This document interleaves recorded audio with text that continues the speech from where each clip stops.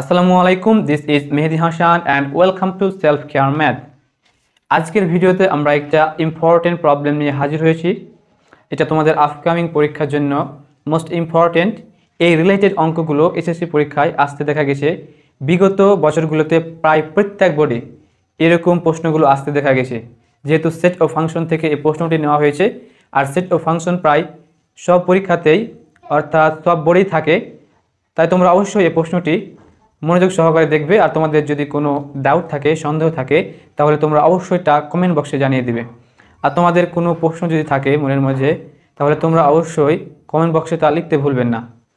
তো চলো কথা না বলে আমরা এই প্রশ্নটির সলিউশনের দিকে এগিয়ে যাই। আমাদের প্রশ্নটি হচ্ছে f of x equals x to the power 4 plus x squared plus 1 divided by x squared এবং f of 1 by x squared equals 4 হলে x squared plus 1 by x squared whole squared এর মান নির্ণয় করো। ওকে, আমি তোমাদের স্টেপ বাই স্টেপ বুঝিয়ে দেওয়ার চেষ্টা করব। তোমরা প্রশ্নটি অবশ্যই মনোযোগ সহকারে দেখবে এবং সলিউশনটা তোমরা আমার সাথে সাথে খাতায় প্র্যাকটিস করবে। ওকে, এখন আমি এগুলো মুছে দিচ্ছি। আমাদের দেওয়া আছে এটা এবং এটা, প্রথমে আমরা লিখে নিব। দেওয়া আছে সলিউশন, দেওয়া আছে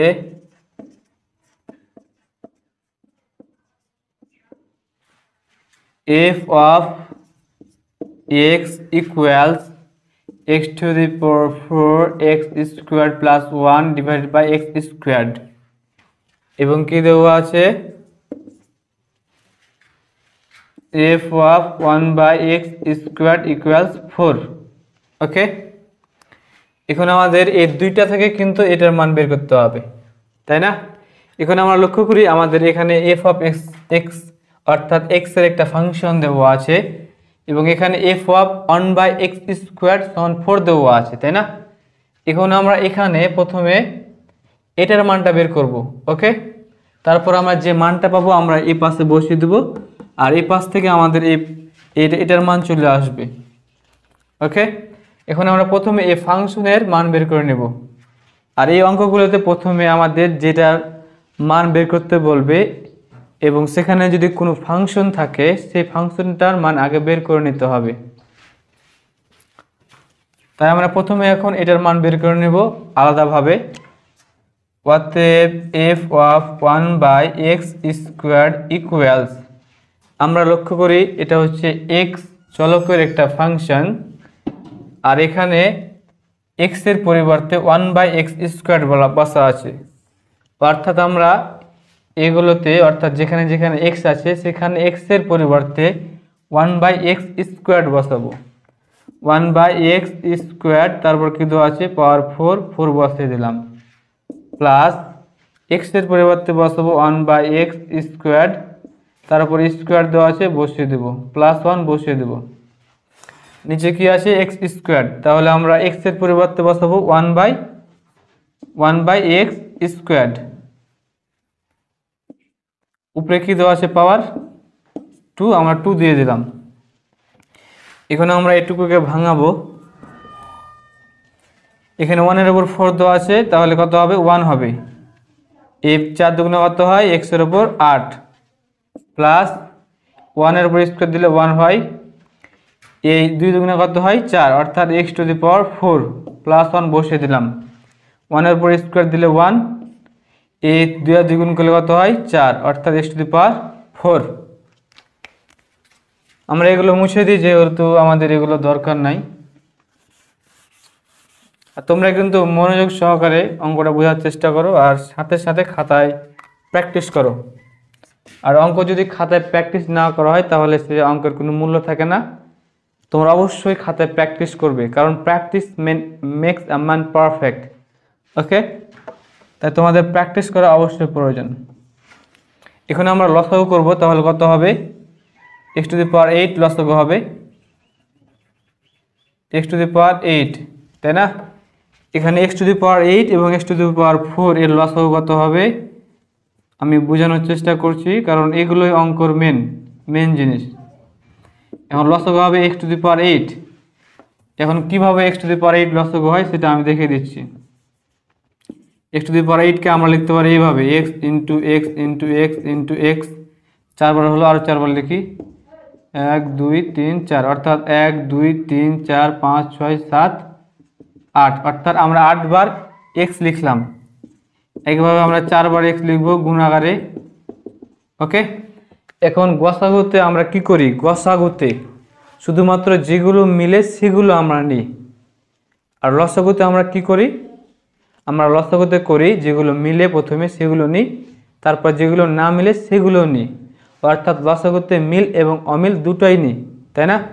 যেহেতু আমরা লসাগু বের করছি তার জন্য প্রথমে মিলগুলো নিব। তাহলে এটার সাথে এটা মিলছে, এটার সাথে এটা মিলছে, এটার সাথে এটা মিলছে, এটার সাথে এটা মিলছে, অর্থাৎ আমরা এখান থেকে কি পাবো? এক্স, এখান থেকে কি পাবো? এক্স, এখান থেকে পাবো এক্স, এখান থেকে পাবো কি? এক্স। আমি এগুলো ইনটু আকারে দিই তাহলে তোমাদের বুঝতে সুবিধা হবে। এখান থেকে পাইলাম এক্স, এখান থেকে পাইলাম এক্স, এখান থেকে পাইলাম এক্স, এখান থেকে পাইলাম এক্স, এবং আমাদের এগুলো প্রথমে মিললো। আমরা প্রথমে লসাগুর ক্ষেত্রে প্রথমে মিলগুলো নিব, তাহলে আমাদের মিলগুলো নেওয়া হয়ে গেল। এখন যেগুলো অমিল সেগুলো নিতে হবে লসাগুর ক্ষেত্রে। এখন অমিল কিন্তু 4টা আছে, তার জন্য 4টাও নেব, 1 2 3 4। ওকে, এখন আমরা লক্ষ্য করি আমাদের কয়টা হলো? 1 2 3 4 5 6 7 8, অর্থাৎ x⁸8। তাহলে আমাদের লসাগু কত হলো? এই দুটোর লসাগু হলো x⁸8, তাই না? আর এইভাবে কিন্তু আমাদের লসাগু করতে হয়। ক্লাস 6 7 8-এ কিন্তু এই লসাগু গসাগু অঙ্ক আসে, সেগুলো তোমরা দেখবা তাহলে পারবা। আর এখানে শর্টকাট একটা টেকনিক আছে, এরকম সিঙ্গেলের ক্ষেত্রে যেটা সর্বোচ্চ পাওয়ার সেটাকে কিন্তু লসাগু ধরা হয়। যেহেতু এখানে x এর সর্বোচ্চ পাওয়ার 8 আছে, তার জন্য এখানে লসাগু x⁸8 হলো। যাই হোক, আমরা এখন লসাগু x⁸8 পেলাম, আশা করি তোমরা বুঝতে পেরেছ। তাহলে লসাগু পেলাম x⁸8। এখন এটা এবং এটা একই আছে, উপরটা বসে যাবে। ওকে, প্লাস বসিয়ে দিলাম, এখানে আছে x⁴, এখানে আছে x⁸8। তাহলে x⁸8 কে কি দ্বারা ভাগ করবো? x⁴ দ্বারা। তাহলে আমাদের কত হবে এখানে? x⁴, কারণ আমাদের ভাগের ক্ষেত্রে এটা ভিত্তি বসে যায়, এই পাওয়ার থেকে পাওয়ার বিয়োগ করতে হয়, তাহলে 8 থেকে 4 বাদ দিলে 4 হয়। অথবা তোমরা এটা এইভাবে করতে পারো, একেবারে সিম্পল। তো এটাকে তোমরা 8 বার লিখতে পারো, 1 2 3 4 5 6 7 8, 1 2 3 4 5 6 7 8, নিচে আছে 4টা, তাই না? তাহলে এই 4টা কেটে যাবে, তাহলে কি থাকবে? 4টা, তাহলে হবে x⁴। ওকে, আমি দুইভাবে কিন্তু দেখিয়ে দিলাম যে কিভাবে x⁴ হইলো। ওকে, তাহলে আমাদের এখানে পাইলাম x⁴, প্লাস বসিয়ে দেবো। এটা সিঙ্গেল আছে তার জন্য ডাইরেক্ট গুণ করে নিতে হবে এটার সাথে, তাই না? ডাইরেক্ট এই লসাগুর সাথে গুণ করে নিতে হবে সিঙ্গেল থাকলে, তাহলে হবে x⁸8। আমরা নিচের অংশটুকু বসিয়ে দেব। এখন আমাদের এগুলো হয়ে গেছে, এগুলো মুছে দিই।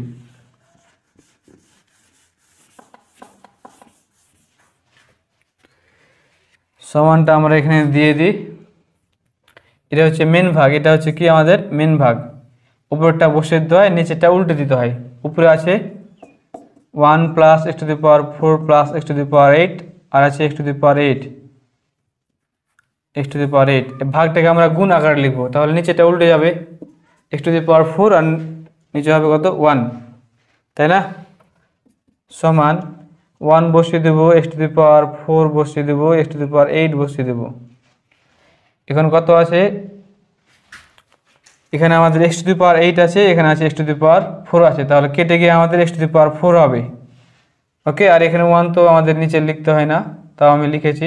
যাই হোক, 1টা আমরা লিখলাম না আর, অর্থাৎ আমরা এটাকে আমরা এখানে বসিয়ে দিলাম, এটার সাথে এটা কাটালাম, এখানে হচ্ছে x⁴ হলো এবং 1টা উঠে গেল। ওকে, এখন আমরা পরের অংশ লক্ষ্য করি।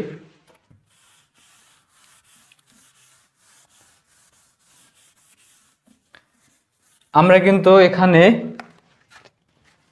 f(1/x²) এর মানটা কি বের করলাম? এটা আমরা কি বের করলাম 1 plus x to the power 4 plus x to the power হচ্ছে 8 divided by x to the power 4। এটা হচ্ছে আমাদের এটার মান, কিন্তু আমরা এতক্ষণ ধরে এটার মান বের করলাম এফ অফ 1/x²। ওকে, এখন আমরা প্রশ্ন মতে লিখতে পারি এটা, যে প্রশ্ন মতে এফ অফ 1/x² ইকুয়ালস 4, বা আমরা কিন্তু এটার মান কিন্তু এটা বের করলাম, এখন এটা লিখে দেবো এটার পরিবর্তে। তাহলে হবে 1 plus x to the power 4 plus x to the power 8 divided by x to the power 4 equals 4। এখন আমরা বাকিটুকু লক্ষ্য করি, বা আমরা এখন এটাকে আলাদা করে নেব, প্রত্যেকটা লবের সাথে আলাদা করে নেব হরটাকে। তাহলে কত হবে, 1 থেকে যাবে, নিচে আসে এক্স টু দি পাওয়ার 4 বসিয়ে দিলাম, প্লাসটা বসিয়ে দিলাম, উপরে আসে এক্স টু দি পাওয়ার 4, নিচে আসে x to the power 4, plus এখানে আসে এক্স টু দি পাওয়ার 8, নিচে আসে কত x to the power 4 equals 4, বা এক্স টু দি পাওয়ার আমরা এটা লিখে নেব 1/x two the power 4 plus এটা এবং এটা সেম, তাহলে কেটে গিয়ে আমাদের 1 হবে, প্লাস এখানে ভাগ করলে আমাদের কত থাকবে x, ভাগের ক্ষেত্রে আমাদের যদি ভিত্তি একই হয় তাহলে ভিত্তি বসে যাবে, 8 থেকে 4 বাদ দিলে আমাদের কত হবে, তাহলে 4 হবে, অর্থাৎ পাওয়ারের বিয়োগ হবে, সমান কত আমাদের 4। ওকে, আর জাস্ট কয়েক লাইন তাহলে আমাদের হয়ে যাবে। আর তোমরা কিন্তু অবশ্যই ভালোভাবে বোঝার চেষ্টা করো, এরকম অঙ্ক পরীক্ষাতে কিন্তু অনেকবার আসতে দেখা গেছে, তাই তোমরা মনোযোগ সহকারে লক্ষ্য করবে। বা আমরা এটা এবং এটাকে এক পাশে রাখবো এবং এটাকে অন্য পাশে নিয়ে চলে যাব, তাহলে আমাদের হবে এক্স টু দি পাওয়ার 4, এখানে আছে কত 1/x টু দি পাওয়ার 4, 1 দিয়ে দিলাম, 4 দিয়ে দিলাম, এই প্লাস 1কে আমরা এই পাশে নিয়ে চলে যাবো, তাহলে কত হবে -1, তাই না? এখন আমরা এখানে সূত্র করব, a² প্লাস b² এর সূত্র হচ্ছে a plus b whole square minus 2ab, আরেকটা হচ্ছে a minus b whole square plus 2ab। Okay, আরেকটা সূত্র হচ্ছে a plus b whole square plus a minus b whole square divided by 2। আমাদের a² plus b² এর 3টা সূত্র আছে, 3টা, তার মধ্যে আমরা কোনটা সূত্র প্রয়োগ করব এটা হচ্ছে লক্ষণীয় বিষয়।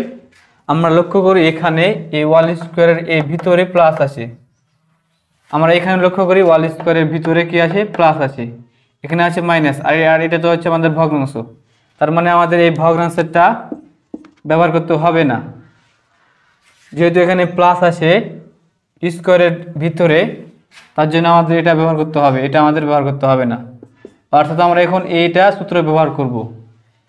তার জন্য আমাদের এখন এটাকে এই স্কোয়ার এর আকারে নিয়ে আসতে হবে, এই স্কোয়ার প্লাস b² এর আকৃতিতে নিয়ে আসতে হবে। তার জন্য আমরা লিখবো এটা x এর উপর স্কোয়ার, তারপর স্কোয়ার দিলাম, এটাকে আমরা লিখতে পারি এইভাবে, আর এখানে বাদ দিলে আমাদের 3 হয়, অর্থাৎ আমরা এটাকে এই আকৃতিতে রূপান্তর করলাম, কারণ আমরা এখন এই সূত্রটি ব্যবহার করব।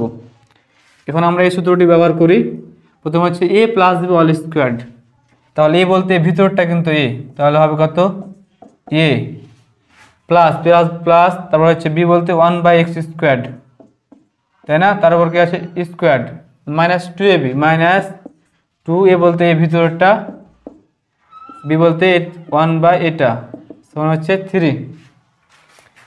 এখন আমরা বাকি অংশ করার চেষ্টা করি, আর আশা করি তোমরা এই সূত্রটা কিভাবে অ্যাপ্লাই হলো বুঝতে পেরেছো। বা x² প্লাস 1/x², তারপর স্কোয়ার মাইনাস a² কেটে গেল, তাহলে 2 থাকলো। ওকে, কারণ এই উপরের আর নিচে কেটে যাবে, আর 2 এর সাথে 1 গুণ করলে 2 হবে, তার জন্য আমরা 2 বসালাম, এ পাশে আছে 3, আমরা 3টা বসিয়ে দিলাম। এখন লক্ষ্য করি আমাদের এটার মান কিন্তু বের করতে বলেছে, তার জন্য আমরা এটা রেখে দেবো এক পাশে।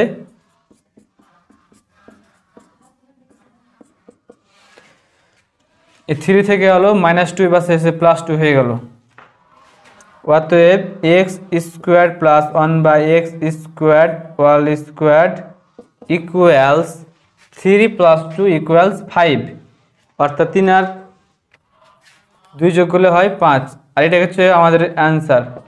কারণ আমাদের বলা হয়েছিল x squared plus 1/x squared all squared এর মান নির্ণয় করো, আর এটা কিন্তু আমাদের বের হয়ে গেল, এটার অ্যান্সার হচ্ছে 5। আশা করি তোমরা এই প্রশ্নটির সলিউশন বুঝতে পেরেছো। আর তোমাদের যদি কোনো ডাউট থাকে তাহলে তোমরা অবশ্যই কমেন্ট বক্সে তা জানিয়ে দিবে। দেখা হবে পরবর্তী ভিডিওতে। সে পর্যন্ত ভালো থাকবে, সুস্থ থাকবে, সেলফ কেয়ার মেথডের সাথেই থাকবে। আল্লাহ হাফেজ।